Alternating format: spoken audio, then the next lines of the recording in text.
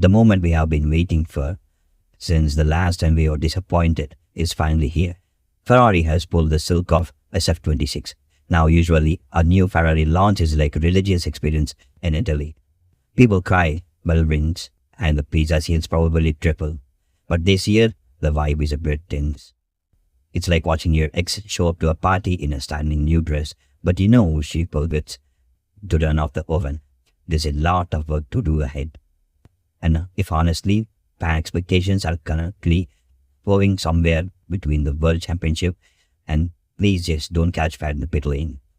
Before we dive into the carbon fiber, let's address the elephant in the room, or rather the 7-time World Championship. Social media went into a full meltdown. Hamilton's career is over. Ferrari broke Lewis' authority. Look, I know I have a good Ferrari strategic masterstroke meme, but let's look at the facts. Lewis stopped because of a 15-kilometer mileage limit. It was a demonstration event, not a reliability disaster. Ferrari's legal team probably has stopped the car or else to more trigger for these things. It wasn't just a mechanical failure. It was just Ferraris being Ferrari stupid and making sure nobody gets a free look at the telemetry before they have to relax. Lewis isn't walking back to the Mercedes just yet. Now let's talk about the car itself. The SF26 is just a facelift. It's a burned blueprints and start over job. We are talking new chases, new engine rules, and new philosophy. They have gone back to gloss paint. Thank the racing gods. We have seen 7 years of matte red that looked like a chalkboard. Now it's shiny again, which all know at least adds 5 horsepower to the power of looking fast. Plus there's more white this year, giving it a classic vibe. It's a bit of the greatest hits album in paint form. Reliability is the name of the game. Why? Because the 2026 rules have been flipped the script.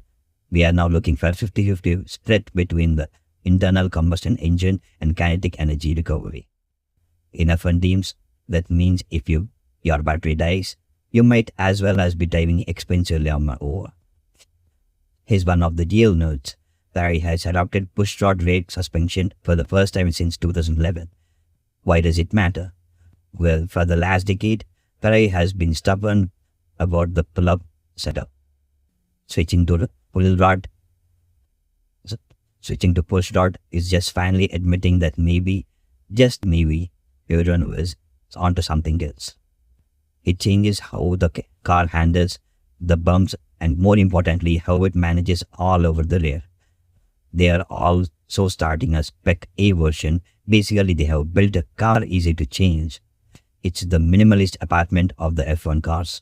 Nothing is permanent and they can move the furniture around what they see what Red Bull and Mercedes have cooked up. Speaking of Mercedes, the comparison is fascinating.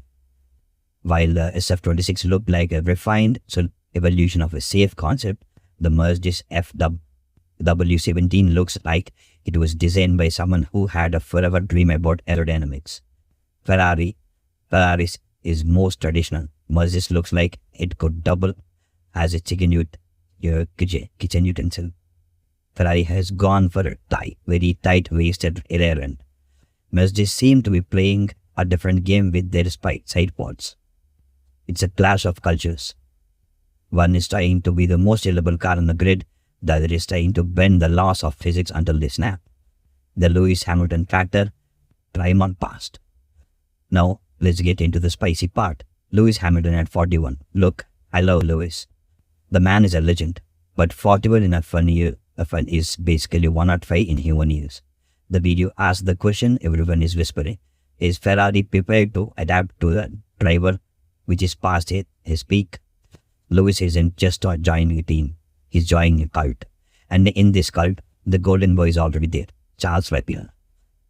The rule rest is Lewis' best chance. It levels the playing field. No more Mercedes dominant years baggage. But if SF26 is a rocket ship, who's going to light the fuse? If the car is hard to drive, does Lewis have patience of a 25-year-old to wrestle into the podium? Or will he just look at the telemetry side and start planning his fashion fly? Charles Leclerc is the prince of Marmot. He knows the coffee machine, he speaks the language, and he's faster than a rumor in a paddock. In the SF 2026 championship, he's a championship contender. My money's on Charles. Why?